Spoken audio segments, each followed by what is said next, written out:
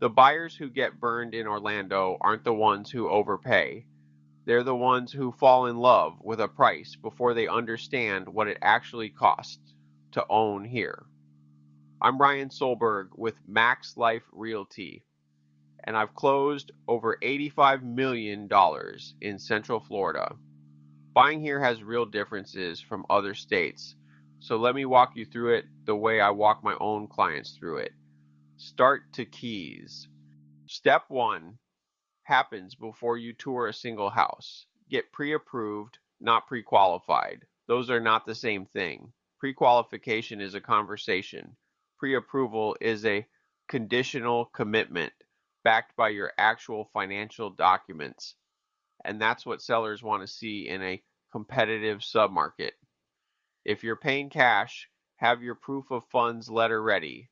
Either way, know your number before you step into a house you might want.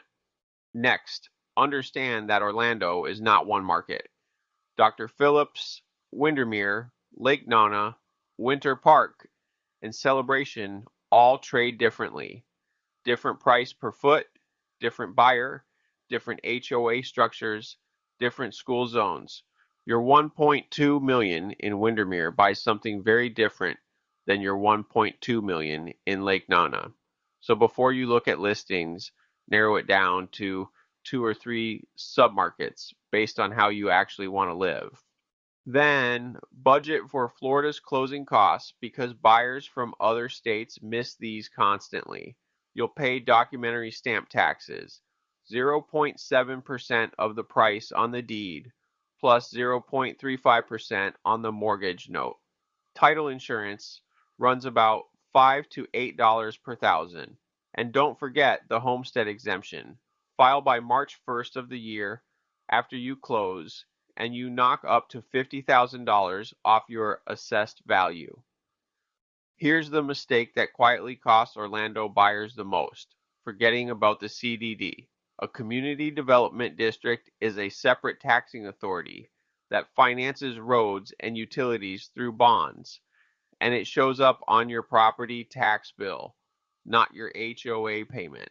Miss it, and you underestimate your true cost of ownership by $500 to $3,000 a year.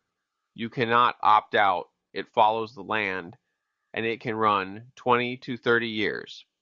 Florida is flat, and much of Orange County sits near lakes and wetlands. So step 5 is verifying the flood zone before you make an offer. Lenders require flood insurance in FEMA high-risk zones, AE and VE.